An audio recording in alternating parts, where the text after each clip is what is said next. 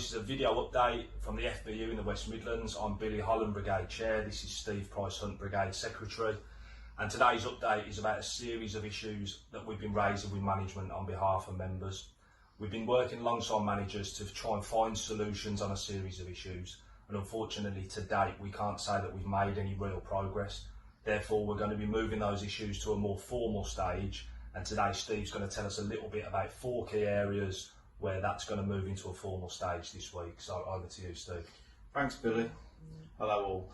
So these issues centre around health and safety, keeping our members safe, keeping their colleagues and the public safe. So the first issue is MTA. Recently, earlier this year, we believe Home Office issued joint operating procedures for MTA, which would mean that firefighters would be working in the hot zone. This, without proper PPE, training, equipment and procedures, we deem a dangerous practice, and it is a national issue for national agreement. I have consistently asked for this to be referred to the National Joint Council Joint Secretaries, and to this date the organisation have not taken us up on that. If that is not forthcoming soon, then I will issue a unilateral referral to the NJC. The second one I'm sure you're aware of is around the new policy, tall buildings. This tall buildings policy, we have a significant issue with stairwell teams.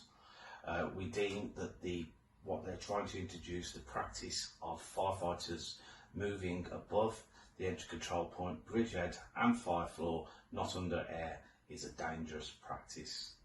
We've consistently raised and objected to this.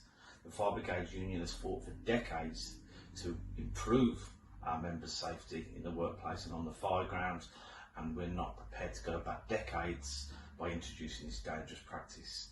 We've written to the organisation setting out that this cannot be introduced, it's not acceptable, it's a dangerous practice, and if it continues, then we will consider issuing legal proceedings against the organisation. Regarding resilience officers, many members have come to us consistently over a prolonged period of time now, telling us around the lack of competencies that they have to ride as a supervisory officer in charge of a fire appliance. What the organisation have determined is that out on station, our supervisory officers will maintain over 20 core competencies, but resilience officers will only maintain 5. We also deem this a dangerous practice by creating a 2-tier competency system. We will today issue a formal cause for concern under health and safety to the organisation, and will commence further branch meetings. We hope that the organisation will sit down with us like the other 2 issues and listen to the reasonable proposals that we're putting forward to solve these dangerous practices, and we will consider other options moving forward. And the final point, which is the BRV core stations, I'll hand it back over to Billy.